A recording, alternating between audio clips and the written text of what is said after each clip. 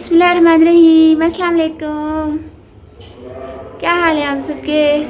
उम्मीद करती हूँ सब ठीक ठाक होंगे, खैरियत से होंगे। आज है चौथा रोज़ा, अल्हम्दुलिल्लाह माशाल्लाह खैरियत से, खैरियत से। और एक मिनट,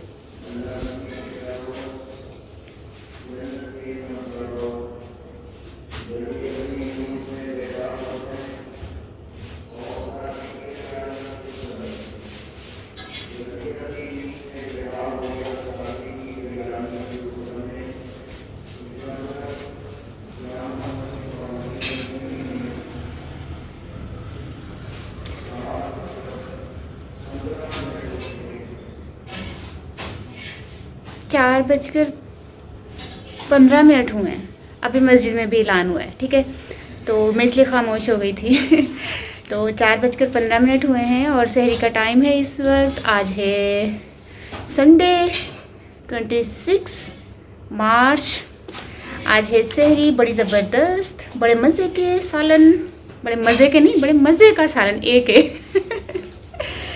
तो एक मिनट, आलिया पराठे लेकर आई है और ये मैं, एक मिनट, मेरा मास्क नीचे हो जाता है बात करने से। ये मैं आपको बता देती हूँ कि क्या क्या है। ये रहे पराठे, आलिया बना रही है। और ये है टींडे का सालन, तो भरे हुए टींडे हैं। और ये है दही, एक मिनट, ये मैंने जमाया था, मैं ना आपको रोज़ बताती हूँ, मैंने जमाया था, तो ठीक है।